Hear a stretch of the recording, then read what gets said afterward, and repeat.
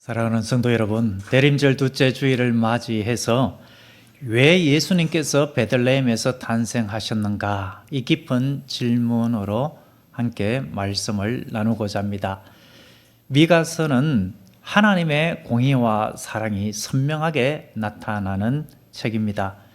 미가 선지자는 주전 8세기 경에 남유다의 요담, 아하스, 히스기야 왕 때에 활동을 했습니다.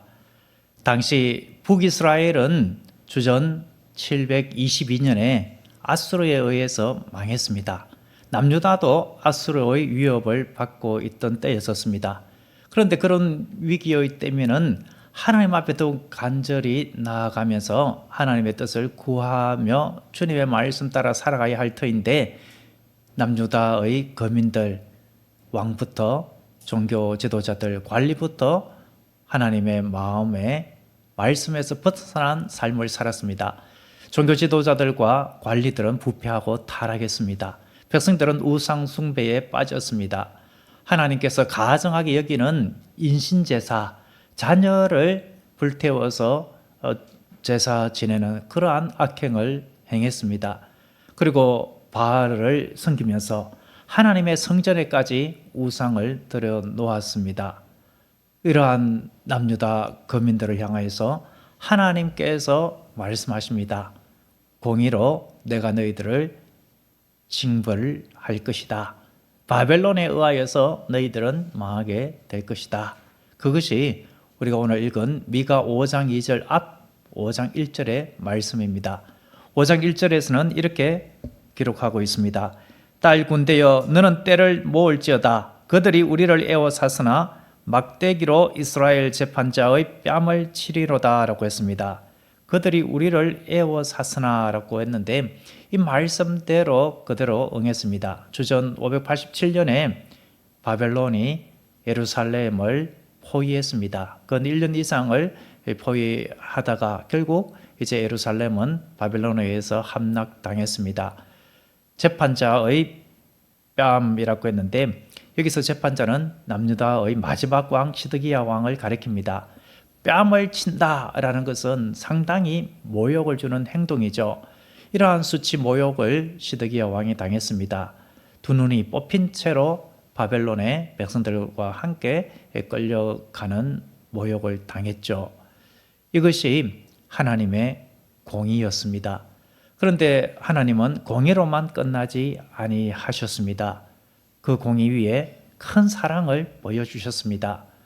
어둠 속에 빛을 주시는 하나님, 절망 속에 소망을 주시는 하나님, 그 하나님의 말씀이 오늘 우리가 읽은 미가 5장 2절 말씀입니다. 미가 5장 2절 하반을 보면은 하나님의 크신 사랑을 분명히 느낄 수가 있습니다. 하나님께서 너무나도 하나님의 백성을 사랑하셔서 친히 이 땅에 오시는 사랑을 베풀어 주신 것이죠. 미가 5장 2절은 메시아의 탄생 예언의 말씀입니다. 그런데 메시아로 오신 예수님께서 어떤 분이신가를 5장 2절 하반절에서 이렇게 분명히 밝히고 있습니다. 5장 2절 하반절에 어떻게 말씀하고 있습니까? 그의 근본은 상고의 영원에 있느니라. 여기서 그의 근본이라고 했는데 예수님께서 사람의 몸으로 이 땅에 오셨지만 그러나 근본 하나님의 본체시다라는 것입니다. 상고에라고 한 이 상고는 태초에라는 말입니다. 영원의 그 존재의 기원이 있다, 이 말씀인데 여기서 태초는 창세기 1장 1절에 태초에 하나님이 천지를 창조하시니라 라고 하던 그 태초보다도 더 이전에 태초, 시간의 개념이 생기기도 전에 영원의 그 시작점을 이야기하고 있습니다. 그러니까 예수님은 단지 뛰어난 스승 랍비가 아니라 이 세상 만물이 조성되기 전에 계셨던 창조주 하나님이시다, 이것을 분명히 밝히고 있습니다. 요한복음 1장 1절에서도 분명히 말씀하고 계시죠. 태초에 말씀이 계시니라. 이 말씀이 하나님과 함께 계셨으니 이 말씀은 곧 누구시라고요? 하나님이시니라. 그러므로 미가 5장 2절은 창조주 하나님께서 사람의 몸을 입고 이 세상에 오신 것을 분명히 밝히고 있습니다.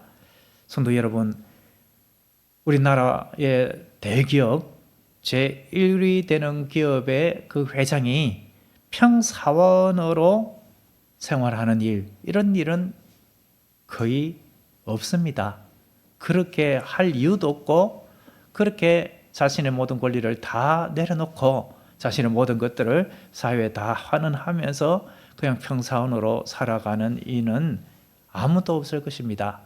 한 나라의 왕이 자신의 그 왕위 권리를 다 내려놓고 천한 백성으로 살아가는 일도 불가능합니다. 우리나라 조선시대에 양반보다도 그 아래 중인, 그 아래의 천민, 이러한 신분으로 왕이 살아가겠다라고 하는 일은 있을 수가 없는 일이죠. 그런데 예수님은 단순한 왕이 아닙니다. 창조주 하나님이십니다. 그런데 그분이 자신을 비우고 사람으로 오셨습니다. 우리를 위해서라면 기어이 모든 것을 다 버리시는 하나님의 사랑이신 것이죠. 그렇다면 예수님께서 다른 곳에 나시지 아니하고 왜 베들레헴에 나셨겠습니까? 베델, 이 베델은 하나님의 집이라는 뜻이 있죠. 야곱이 그렇게 돌로 베개 삼았던 곳, 그러한 베델도 있고, 또 성전이 있는 예루살렘, 얼마나 고귀한 장소입니까? 그런 예루살렘에서 예수님께서 나지 아니하시고 왜 베들레헴에서 나셨는가? 이것을 우리가 오늘 살펴보고자 합니다. 이 베들레헴은 예루살렘 남서쪽 8km 지점에 위치한 유다의 산지 마을입니다. 그런데 베들레헴이라는 이 지명의 이름의 뜻 속에는 떡집이라는 뜻이 있습니다. 이 레헴이 떡빵 이런 뜻이고, 베이트 이것이 집입니다. 그러니까 떡의 집, 빵의 집 이러한 뜻이 있죠. 이 지역이 토양이 아주 비옥했습니다. 그래서 여러 가지 과실, 실과가 풍성한 열매를 맺었을 것이고, 그래서 떡을 잘 해 먹었을 것입니다. 떡집이 성행했겠죠. 그래서 지명이 베들레헴, 떡집으로 이렇게 바뀌었을 것으로 미루어 짐작할 수가 있겠습니다. 그런데 베들레헴이라고만 하지 아니하고 에브라다라는 지명까지 더 붙였습니다. 이 에브라다는 베들레헴의 옛 지명으로 보면 됩니다. 열매를 많이 맺다, 이런 뜻이 에브라다 속에 지명의 뜻 속에 있습니다. 그러니까 이 풍성한, 이 풍요로움, 떡집 이런 뜻이 베들레헴에 있는데, 이 구약의 베들레헴이 신약에 와서 누구에게서 성취가 된 것입니까? 예수님께 성취가 된 것이죠. 예수님께서 요한복음 6장 35절에서 말씀하십니다. 나는 생명의 떡이니 내게 오는 자는 결코 줄이지 아니할 터요 나를 믿는 자는 영원히 목마르지 아니하리라. 뿐만 아니라 요한복음 6장 51절에서 말씀하십니다. 나는 하늘에서 내려온 살아있는 떡이니 사람이 이 떡을 먹으면 영생하리라. 내가 줄 떡은 곧 세상의 생명을 위한 내 살이니라. 여러분, 떡이 만들어지기 위해서는 곡식을 빻아야 되는 것이 아닙니까? 그렇게 곡식이 빻아져서 고운 가루가 되고 그것이 떡으로 되듯이 예수님의 그 살이 그렇게 고난당함으로 갈려지고 그렇게 예수님의 살이 찢겨져 나감으로 인하여서 우리가 주님의 그 십자가의 사랑으로 영원한 생명을 얻게 된 것이 아닙니까? 예수님께서 생명의 떡으로 이 세상에 오셨기 때문에 그 사실을 많은 하나님의 백성들이 분명하게 각인시켜서 기억하도록 하기 위해서 예수님이 어떤 분인가 이것을 분명하게 증거하기 위하여서 떡집이라고 이름하는 베들레헴에 오신 것입니다. 그런데 이스라엘 백성들은 광야에서 만나를 먹어서도 죽었습니다. 우리가 살아가기 위해서는 많은 음식을 날마다 먹어야 되죠. 적은 음식이라 할지라도 항상 양식을 공급받아야만 살 수 있습니다. 그런데 이 음식을 먹는다고 해서, 양식을 공급받는다고 해서 사람이 죽지 않고 영원히 사는 법은 없습니다. 그런데 예수님은 분명히 말씀하셨죠. 이 떡을 먹는 자는 영원히 살리라. 예수님을 먹는다라는 표현은 예수님과 연합하여서 주님과 하나가 된다라는 말씀입니다. 예수님을 영접하는 자, 곧 예수님을 먹는 자, 그는 영원한 생명을 얻는 것입니다. 풍성함, 생명, 만족, 이런 뜻이 다 베들레헴의 이름의 뜻 속에 있습니다. 예수님께서 그러한 모습으로 우리에게 오셨기 때문에 베들레헴을 택하시고 그곳에서 나신 것입니다. 베들레헴에서 나시고 나사렛에서 자라나셨죠. 조지 뮬러가 운영하는 고아원 식탁에 어느 날 식사할 거리가 없었습니다. 뮬러는 아이들을 모아놓고 하나님 앞에 간절히 기도합니다. 하나님, 이곳에 일용할 양식을 공급하여 주시옵소서. 하나님의 그 공급하심을 믿습니다. 그렇게 간절히 기도를 마쳤습니다. 그때 문을 두드리는 소리가 났습니다. 마을에 있는 이 빵집의 주인입니다. 목사님, 오늘 아침에 하나님께서 제 마음속에 빵을 더 구워야 하겠다라는 마음을 주셨습니다. 혹시 빵이 필요하십니까? 하나님께서 그 빵집 주인의 마음을 움직여서 고아원에 풍성한 식탁을 마련해 주신 것입니다. 우리 주님께서는 우리에게 영원한 생명을 주시고 우리의 삶 속에도 때를 따라서 이처럼 필요한 떡으로, 양식으로, 그러한 주님의 사랑으로 채워주시는 주님이십니다. 아멘. 오늘 우리는 생명의 떡으로 오신 예수 그리스도를 묵상하고 있습니다. 생명의 떡인 예수님으로 인하여서 우리는 영원한 생명을 얻었고 우리의 삶 속에서도 주님께서 채워주시는 은혜로 배부르게 됩니다. 이 주님의 풍성한 은혜는 절망과 슬픔을 변하게 하셔서 기쁨과 생명이 되게 하시는 은총이기도 합니다. 베들레헴 에브라다야라고 했는데 여기서 에브라다라는 이 지명은 풍요로움의 뜻도 있지만 이 에브라다 속에 담겨있는 그 의미는 슬픔의 장소이기도 합니다. 야곱의 사랑하는 아내 라헬이죠. 라헬이 아들 베냐민을 낳을 때에 죽었습니다. 그 장소가 바로 에브라다입니다. 창세기 35장에 보면은 라헬이 베냐민을 낳을 때에 혼이 떠나기 전에, 죽기 전에 아들의 이름을 짓습니다. 베노니라고 지었죠. 베노니, 이 이름은 슬픔의 아들이라는 뜻입니다. 나중에 야곱이 베냐민으로 불렀습니다. 그래서 이스라엘 백성들은 이 에브라다를 통곡의 장소, 슬픔의 장소로 여겼습니다. 이처럼 베들레헴 이곳은 풍요로움의 자리이기도 하지만 한편으로 눈물의 자리, 상실의 자리, 아픔의 자리입니다. 그 자리에 예수님께서 생명의 떡으로 오신 것입니다. 예수님께서 고통과 슬픔, 아픔을 생명으로, 기쁨으로 바꾸기 위하여서 오신 것입니다. 이스라엘 백성들이 광야에서 지낼 때에 마라의 선물로 인하여서 원망불평했습니다. 그때 하나님께서 한 나뭇가지를 던져서 넣게 하심으로 그 마라의 선물을 단물로 바꾸셨습니다. 하나님께서는 선자리, 고통과 눈물의 자리, 실패의 자리를 생명과 은혜로 바꾸시는 하나님이십니다. 오늘날 우리에게도 마찬가지입니다. 우리의 힘으로는 그 고통과 슬픔과 좌절, 실패 가운데에 낙망할 수밖에 없지만 생명의 떡이 되신 예수님께서 개입하는 순간에 그 선자리가 단물 나는 자리로 바꾸어지게 되는 줄로 믿습니다. 그 고통과 슬픔, 눈물이 변하여서 기쁨이 되고 평화와 안식, 만족이 되는 줄로 믿습니다.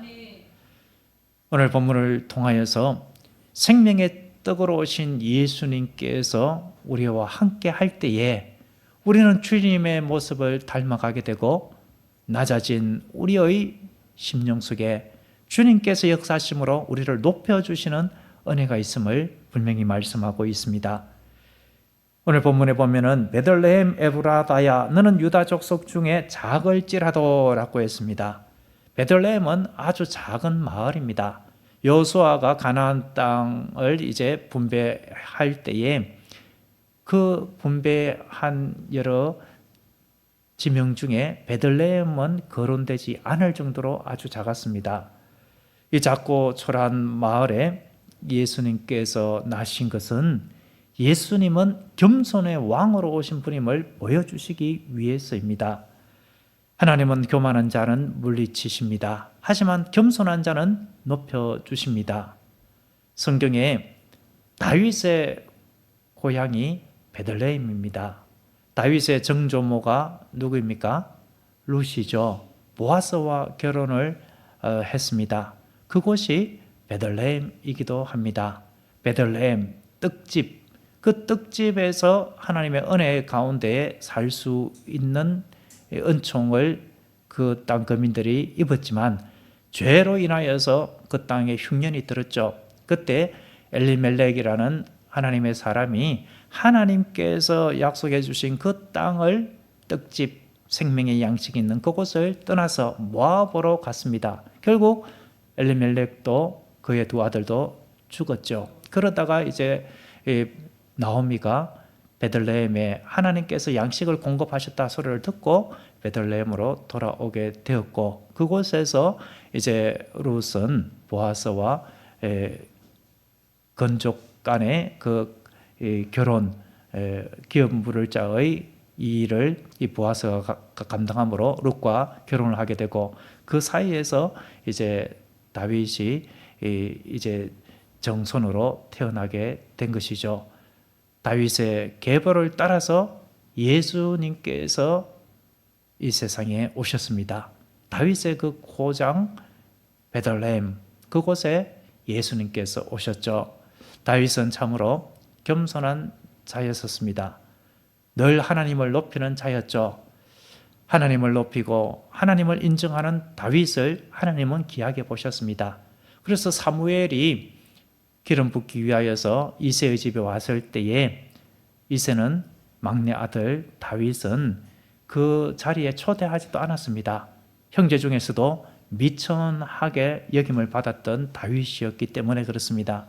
그런데 사무엘이 어떻게 했습니까? 그들의 형을 보고 처음에는 마음에 혹한 마음이 있었지만 하나님께서 아니다라고 분명히 말씀하신 것이 아닙니까?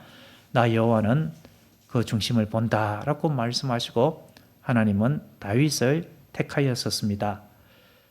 하나님께서 겸손한 다윗을 택하시고 그 낮아진 다윗을 마침내 이스라엘의 왕으로 세워주신 것처럼 겸손의 왕으로 오신 예수님은 우리가 스스로 낮출 때에 우리를 높여주십니다. 우리를 낮춘다라는 의미가 무엇입니까? 나는 아무것도 아닙니다. 하나님 없이는 어떤 일도 할 수가 없습니다.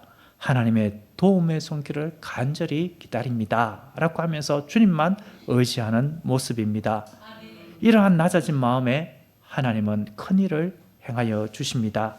이것이 바로 에브라다, 유다 족속 중에 가장 작은 이 베들레헴, 이곳에서 만유의 주 예수님께서 나시고 비록 예수님께서 태어나신 곳은 작고 보잘것없는 마을이지만 예수님의 구속 사역은 온 세상의 택한 백성들을 구원하시고 만왕의 왕이 되시고 만주의 주가 되시는 그러한 영광까지 주님께서 높아지시는 것을 보여주신 것이 아닙니까?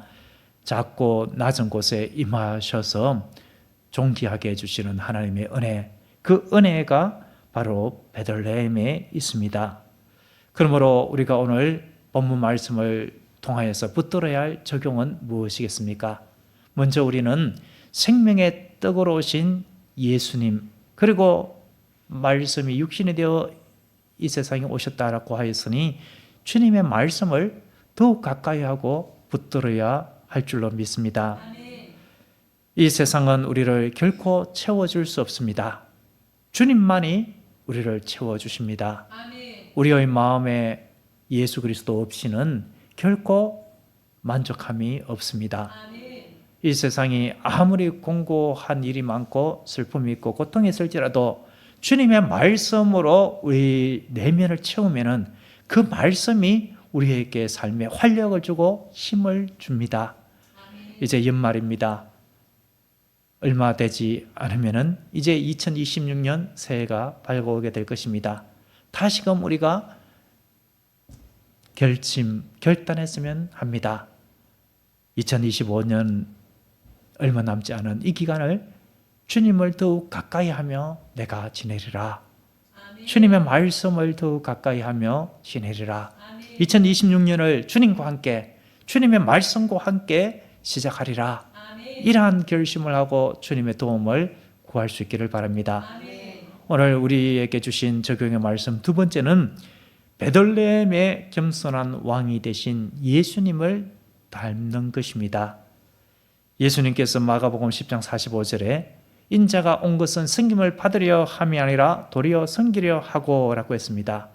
겸손은 주님의 마음을 가장 잘 드러내는 표지입니다.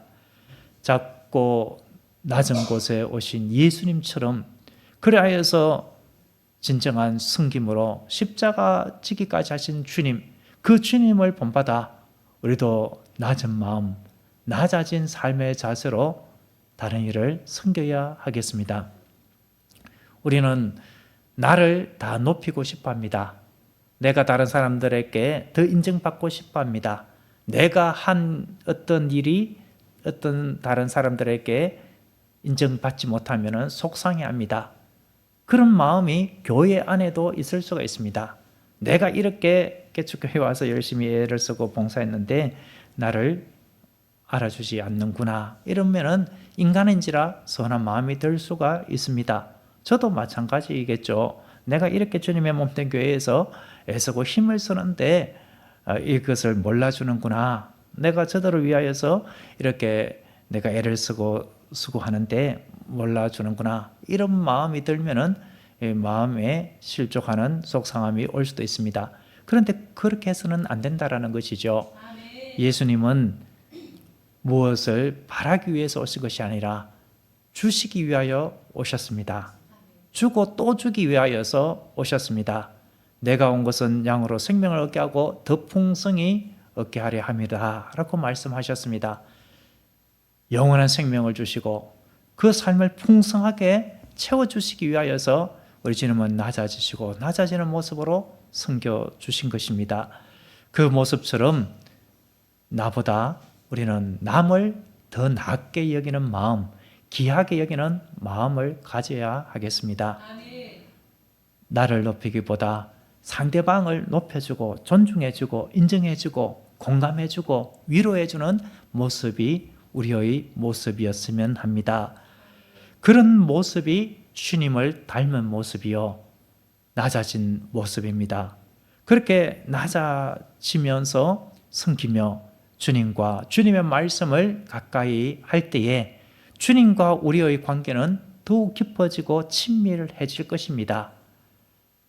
저도 요즘 교통사고를 당하고 또 사모도 당하면서 주님과 더욱 가까이 해야 하겠다.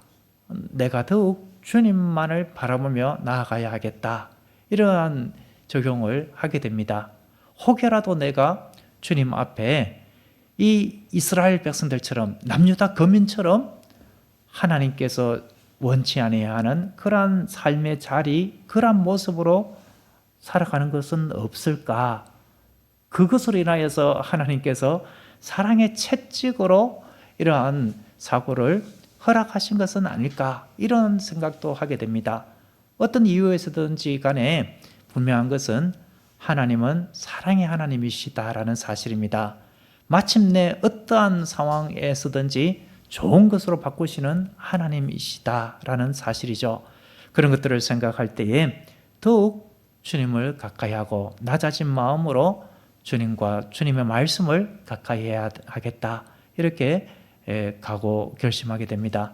우리 교회 여러분들도 이러한 마음으로 나아갈 때에 주님과의 깊은 관계를 맺게 될 줄로 믿습니다.